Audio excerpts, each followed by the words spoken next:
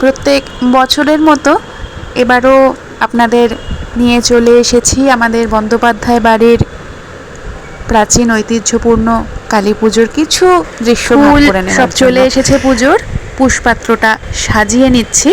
ওদিকে মায়ের রং দুদিন আগেই একদম কমপ্লিট হয়ে গেছে। শুকোনোর জন্য একটু রোদ্দুর আসে বলে সিংহাসনের বাইরে রাখা ছিল, তো তোলা হবে এক্ষুনি মাকে সিংহাসনে। চলে এসেছি সেখানে, দেখুন।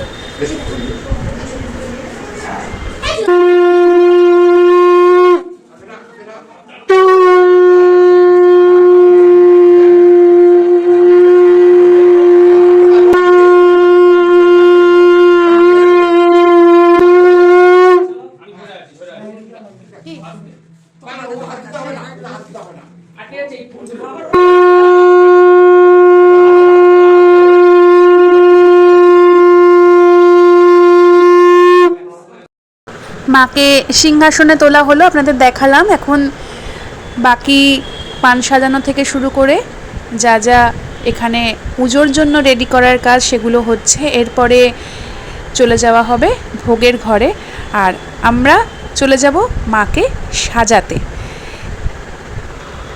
সিংহাসন সাজানো হয়ে গেছে, বাইরেও দেখুন গাছ ভর্তি শিউলি ফুল হয়ে আছে।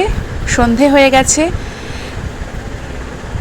অপূর্ব লাগছে শিউলি গাছটা।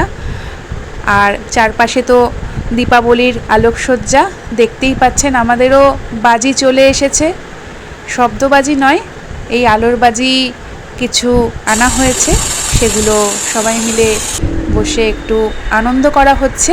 ওদিকে কিন্তু পুজোও শুরু হয়ে গেছে। আমাদের নিশি না লাগলে পুজো শুরু হয় না। প্রায় 10:30 বাজে। এবছর এমনি প্রচণ্ড গরম, রাত ধরে পুজো চলবে। পুজোর কিছু কিছু সময় আমরা ভিতরে যাচ্ছি, কিন্তু এই বাইরেটাই বেশি আরামদায়ক। ভিতরে ধূপ জ্বলছে, তারপরে ওখানে ধুনো দেওয়া হয়েছে, মারাত্মক গরম লাগছে। বাইরেটায় তাও একটু কমফোর্টেবল ওয়েদার। অন্যবার এত তাড়াতাড়ি তো পুজো হয় না, এবার বড্ড তাড়াতাড়ি পুজো, তাই জন্যই গরমটাও প্রচণ্ড বেশি। আপনাদের সাথে দেখা হবে আবার কাল।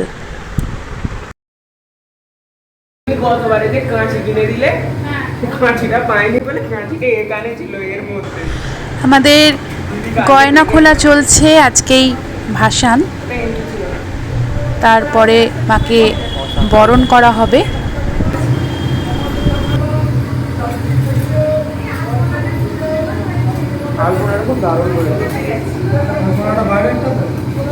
এবারের মতো কালী পুজো দীপাবলির উৎসব এখানেই শেষ। প্রত্যেকে ভালো থাকবেন, চ্যানেলের সঙ্গে থাকবেন। আর কাশ্মীরের পর্ব যেমন আসছিল তেমন কিন্তু আগামী সপ্তাহ থেকে শনিবার অথবা রবিবার আসবে। প্রত্যেককে ধন্যবাদ।